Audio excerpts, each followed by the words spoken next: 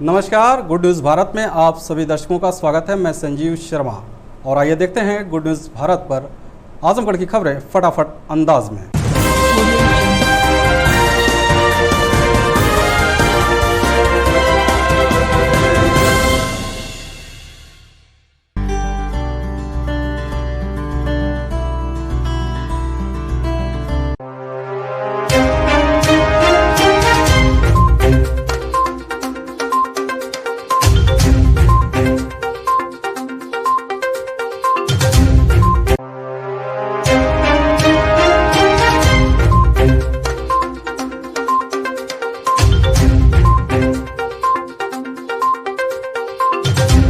आजमगढ़ जिले के अतरौलिया थाने के थानाध्यक्ष का महिला को गाली व मारपीट करते हुए वीडियो सोशल मीडिया पर तेजी के साथ वायरल हो गया।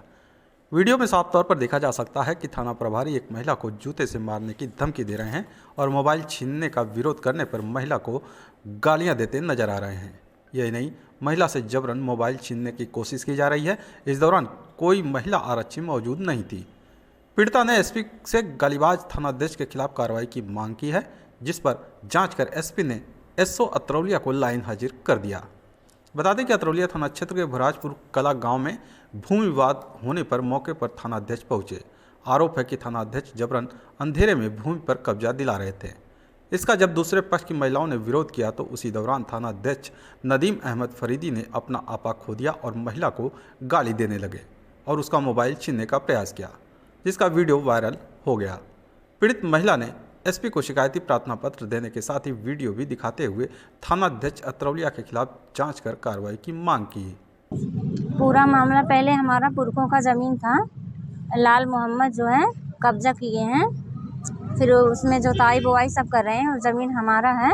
हम लोग 112 नंबर वालों को बुलाए थे तो वो लोग रुकवा दिए। फिर उसके बाद रुक गया। फिर एसओ साहब आए, लाल मोहम्मद जो है पैसा देकर एसओ साहब को हमारा ज़मीन बोआए जोतवा दिए हैं और रात में एसओ साहब खड़ा होके बोआए हैं, फसल बोआ दिए हैं। तो आपने पुलिस से नहीं कहा? नहीं, पुलिस तो हमें मार रहा है एसओ साहब पैसा लेके। तो वहीं इस मामले में एसपी ग्रामीण राहुल रुसिया ने बताया कि महिला से अभद्रता मामले की जांच सीओ फूलपुर से कराई गई, जिसमें प्रथम दृष्टया एसओ अतरौलिया दोषी पाए गए, जिस पर उन्हें तत्काल लाइन हाजिर करते हुए विभागीय जांच की कार्रवाई की जा रही है। 2 दिन पूर्व प्रभारी निरीक्षक थाना अतरौलिया द्वारा महिला से दुर्व्यवहार एवं अभद्रता करने संबंधी एक वीडियो सोशल मीडिया पर वायरल हुआ, जिसको तत्काल ही उच्च अधिकारियों द्वारा संज्ञान में लेते हुए सीओ फूलपुर द्वारा जांच कराई गई और इसमें प्रथम दृष्टया आरोप को सही पाते हुए तत्काल ही प्रभारी निरीक्षक इंस्पेक्टर अतरौलिया को थाने से हटाते हुए पुलिस लाइन में संबद्ध कर दिया गया है और इनके विरुद्ध आगे की विधिक कार्रवाई और विभागीय कार्रवाई की जा रही है। आजमगढ़ जिले के रहने वाले अर्जुन यादव कुश्ती में उत्तर प्रदेश केसरी का खिताब जीतकर अपने जनपद में लौटे। इस दौरान जिला कुश्ती संघ, जिला पंचायत अध्यक्ष विजय यादव व अन्य गणमान्य लोगों ने उनका माल्यार्पण कर जोरदार स्वागत किया। इस दौरान उत्तर प्रदेश केसरी अर्जुन यादव ने अपनी जीत का श्रेय अपने गुरुजनों व माता पिता को दिया।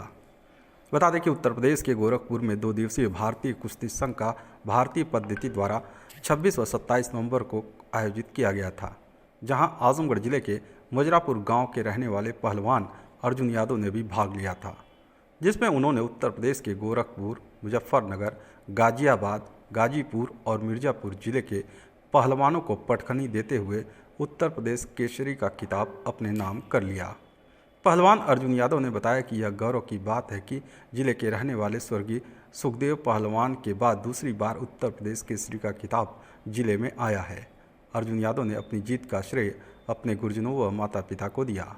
इस दौरान जिला पंचायत अध्यक्ष विजय यादव, निजामाबाद के भाजपा प्रत्याशी रहे मनोज यादव व मनीष त्रिपाठी सहित अन्य पहलवानों ने अर्जुन यादव को माला पहनाकर स्वागत किया। उत्तर प्रदेश केसरी का खिताब मिला, इसके लिए मैं बहुत खुश हूँ। और इसके लिए पहले मैं जब शुरू में अखाड़े में गया तो हमारे आदरणीय कुंवर पहलवान जी ने हमें प्रैक्टिस कराई। उसके बाद फिर यहाँ से मैं आगे बढ़ा तो मुझे दिल्ली पे मेरे माता पिता ने मुझे वहाँ पे गुरु हनुमान अखाड़े में प्रैक्टिस करने के लिए कहा और फिर मैं वहाँ से प्रैक्टिस करके आगे आके ये किताब जीता हूँ। मतलब कितने इसमें उत्तर प्रदेश केसरी में मुझे 5 कुश्तियाँ लड़नी पड़ी। 5 कुश्तियों में 10 राउंड लड़ने पड़े। पहली कुश्ती मेरी गोरखपुर के लड़के से हुई और दूसरी कुश्ती मेरी हुई थी शामली के पहलवान से। तीसरी गाज़ियाबाद के पहलवान से हुई थी जिनका वज़न 132 किलो था। और फाइनल कुश्ती मेरी हुई थी रितेश पहलवान थे गाजीपुर के, उनसे हुई थी जिनसे मैं 7 और 4 के स्कोर से जीता था। इसका श्रेय किसको जाता है पूरा? इसका श्रेय हमारे गुरुजनों को और हमारे माता पिता को जाता है। जिले के मुबारकपुर थाना क्षेत्र के रहने वाले भूस्वामी को बंधक बनाकर बगैर भुगतान किए 7 बिस्सा भूमि का बैनामा करा लेने तथा बंधक बने व्यक्ति को मुक्त करने के एवज में 2 लाख रुपए की मांग करने वाले 3 प्रॉपर्टी डीलरों को सिधारी थाने की पुलिस ने गिरफ्तार कर बंधक बने भूस्वामी को मुक्त कराने के साथ ही 2 लाख रुपए का बैंक चेक आदि बरामद किया है। बता दें कि मुबारकपुर थाना क्षेत्र के इब्राहिमपुर गाँव निवासी सुभावती देवी ने सिधारी थाने में तहरीर देकर आरोप लगाया कि उसके गाँव के संतराज यादव, सिधारी थाना क्षेत्र के बरही गांव निवासी सुनील कुमार यादव, हेंगापुर निवासी देवेंद्र यादव तथा आशीष यादव ने पीड़िता के पति को अपने साथ यवरन लेकर जाकर बगैर भुगतान किए 7 बिस्सा भूमि का बैनामा करा लेने के बाद उसके पति को बंधक बना लिया।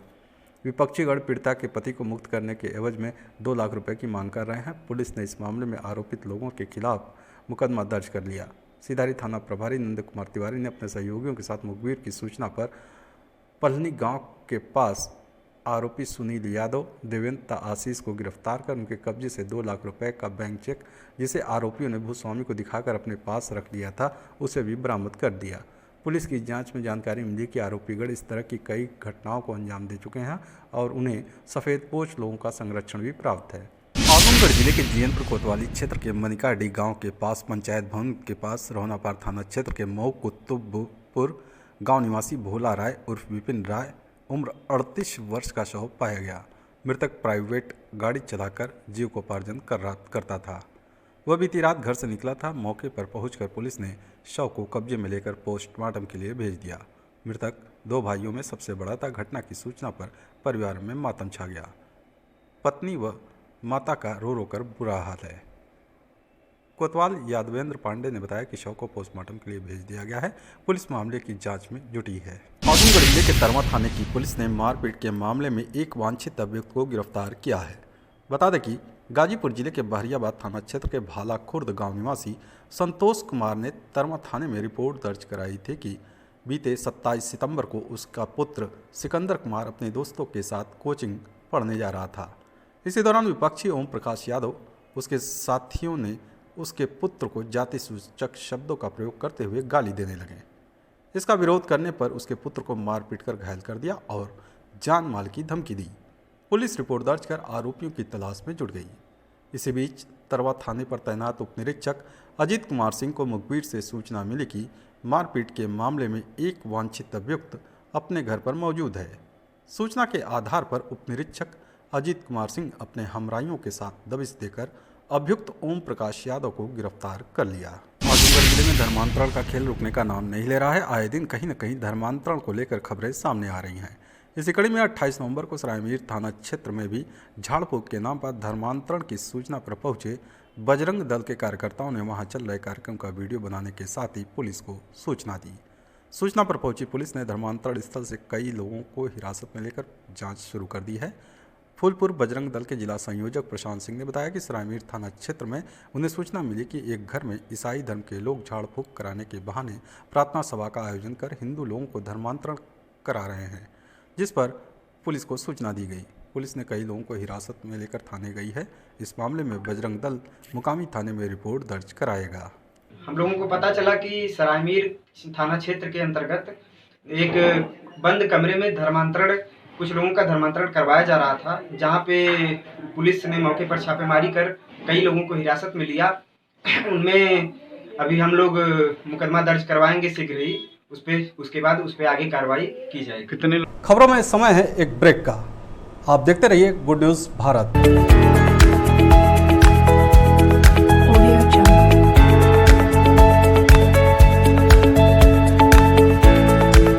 ब्रेक के बाद एक बार फिर से आपका स्वागत है और आइए देखते हैं आजमगढ़ की खबरें फटाफट अंदाज में।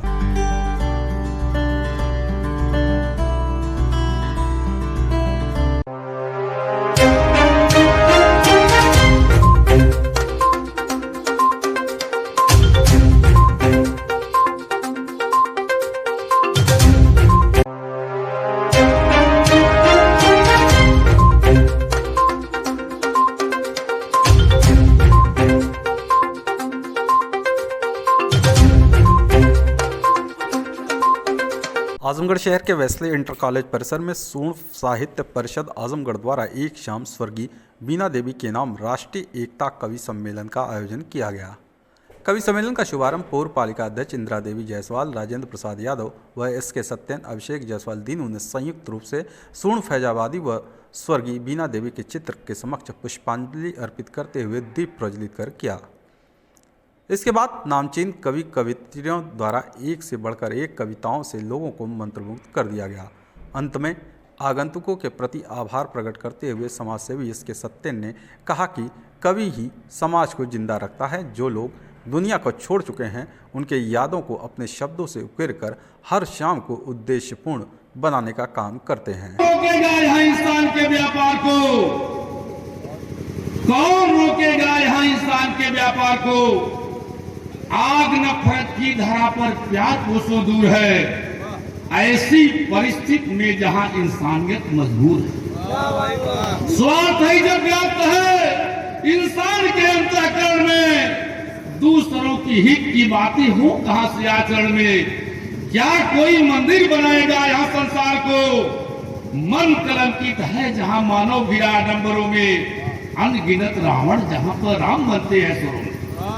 पहन खंजर चंबलो किरीट में जो पल है, सुना है संसद भवन में हाथ कलवे चल रहे। क्या दिलाएंगे दलित मजदूर के अधिकार को, जो गरीबों के लहू से रंग रहे अपने माल? छीनते हैं रोटियां, भूखे तड़प कर मर रहे, शर्म को भी शर्म आती कर्म जो कर रहे।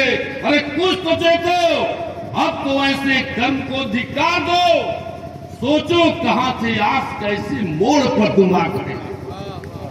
समलो बदन आधार भर दो, प्राण विश्वास में संजय मिटा दो उच्च नीच भेद की दीवार को। कौन रोकेगा यहाँ इंसान के व्यापार को? धन्यवाद। वहीं से जुड़ गए जो बीच में चित्रहार आ जाते हैं। हो कि रम गम को सदा भुला देती, अलमस्त मगन होकर जीते। चखना कोई हो या ना हो, हम नमक चाट कर है पीते। पत्नी के हाथों पिटते हैं, पत्नी के हाथों पिटते हैं, पिटते पिटते सो जाता हूँ। कुछ नए नवेले पतियों संग बुढ़ों की कथा सुनाता हूँ। हो हो हो हो हो हो हो हो हो। दूसरी घटना सुनो।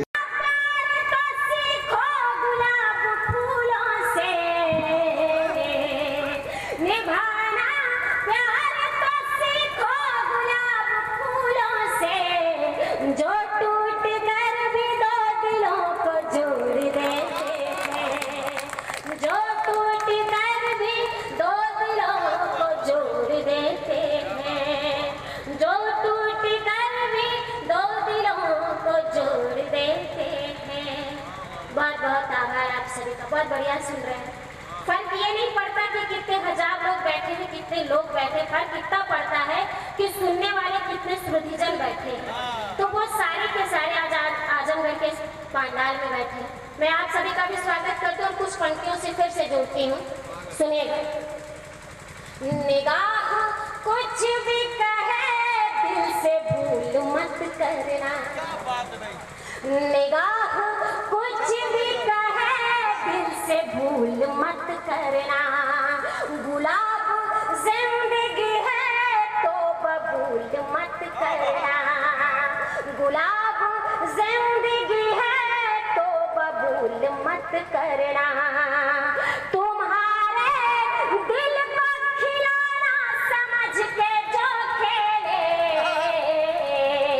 तुम्हारे दिल को खिलौना समझ के जो खेले, कभी तुम उसकी मोहब्बत कबूल मत करना, कभी तुम उसकी मोहब्बत कबूल मत करना, कभी